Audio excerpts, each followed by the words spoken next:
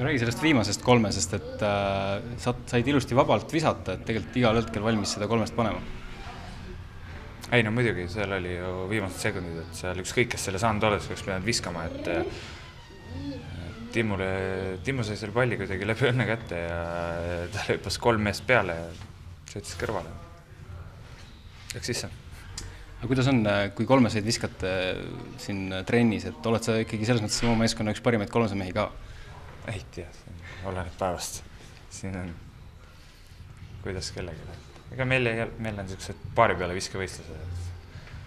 Siin ma ei usu, et ma üks parimaid olen.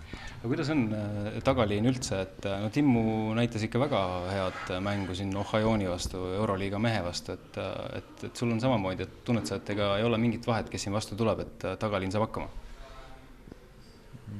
Timmu koha pealt kindlasti. Ta on väga, väga nagu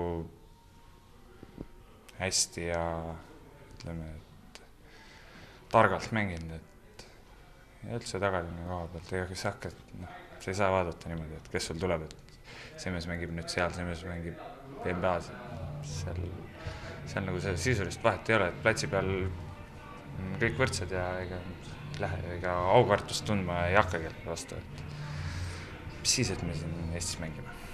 Kuidas on nüüd Montenegro vastu, et kuidas te valmistunud olete? Olete nüüd vaadanud ka vastaste mingeid linte üle, on teil pilt selge, kelle vastu homme minnakse? Jah, me täna vaatasime, et homme vaatame korra veel ja viskanud. Lähme jälle, eks nemad on jälle soosikud, et selles suhtes ma arvan, et meil on nagu hea lihtsam on mängida, kui nagu favoriidina mängima minna, et meil nagu suurt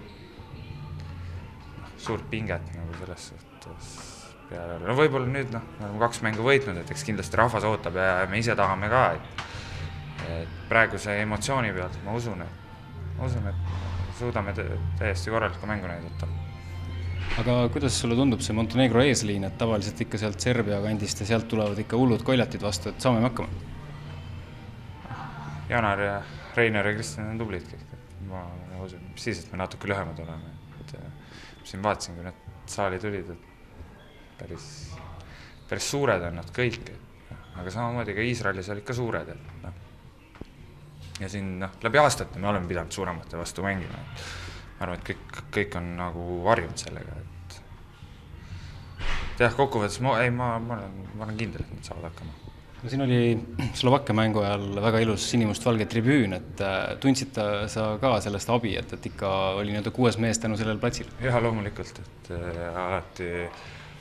alati on nagu hea kodusaalis mängida ja kui on saal täis ja Eesti selle sümboolikaga särgid ja asjad ja siis on väga super. Loodan, et homme tuleb ka saal täis ja kuidas sinu üleskutse võib-olla kõlaks, et kõik saali?